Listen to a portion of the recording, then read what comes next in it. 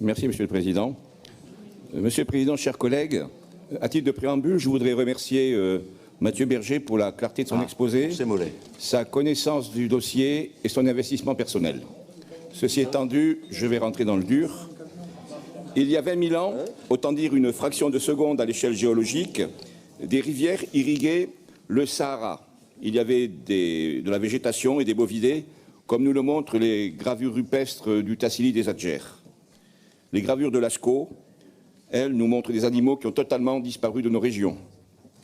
Il y a 20 000 ans, l'homme de Cro-Magnon, l'Homo sapiens, notre ancêtre, qui habitait, si on peut dire, la grotte Cosquer près de Marseille, pouvait tranquillement regagner sa caverne, alors qu'aujourd'hui, son entrée est située 37 mètres sous le niveau de la mer.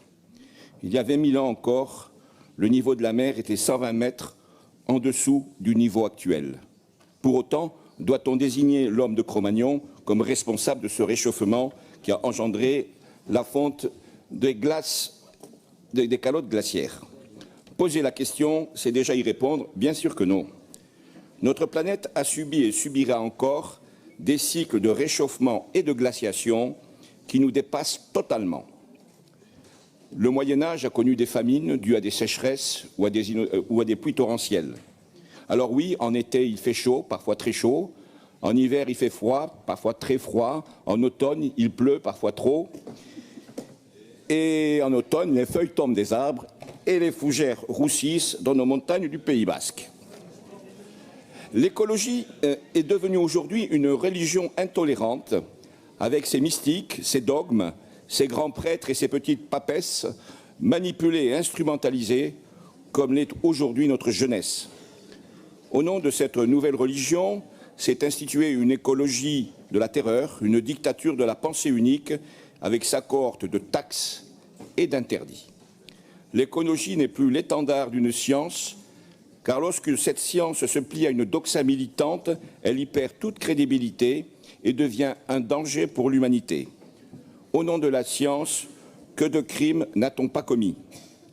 Monsieur le Président, je vous ai interpellé lors du débat sur le Stradet, sur l'acheminement des camions par voie maritime. Vous m'avez répondu, on a essayé, ça n'a pas marché. Ça n'a pas marché parce que vous n'êtes pas donné les moyens pour que cela réussisse.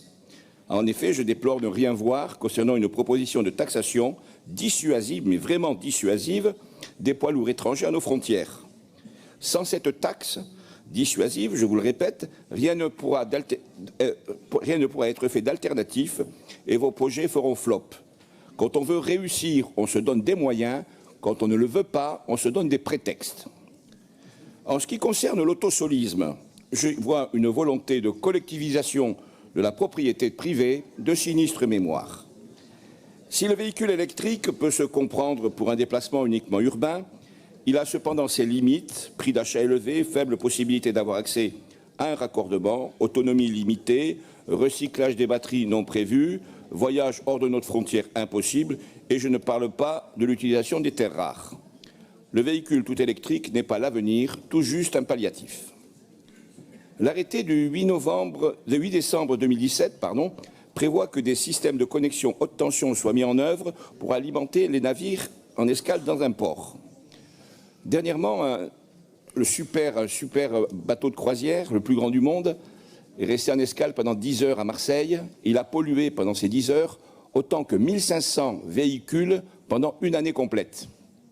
Pendant ce temps, aux Marseillais, on leur a imposé une vignette critère. Comprenez ce que vous voulez. Je vous interpellais donc sur cette connexion électrique des navires à quai qui sont source de pollution. Je ne vois rien dans votre projet sur ce sujet. Comme c'est le Rassemblement national qui le propose, c'est forcément mauvais. Moi, ce que je vois de véritablement mauvais, c'est votre sectarisme qui fait passer votre idéologie politique avant le bien commun. Pour ce qui concerne le POC en France, je vais être très bref. C'est une aberration économique et je dirais même mieux, une grossièreté écologique. La politique de remplacement des véhicules diesel par des véhicules essence a des effets pervers, avec une augmentation de la production de CO2.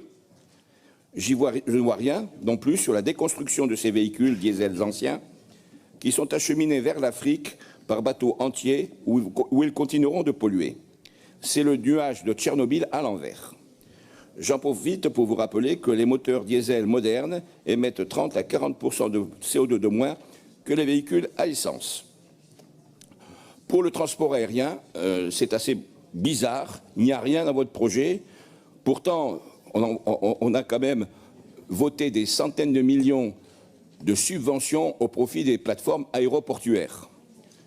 En revanche, je laisse aux écologistes le soin de réaliser l'avion à pédales, c'est leur problème.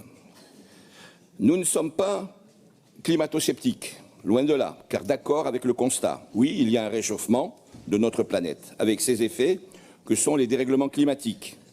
Mais nous ne sommes pas d'accord avec cette approche qui ferait de l'homme son principal responsable et avec vos solutions qui ne sont que coercitives. Ne parle-t-on pas d'ailleurs d'une écotaxe sur le transport aérien allant de 1,50 à 18 €? Exemple récent. C'est cela que nous contestons.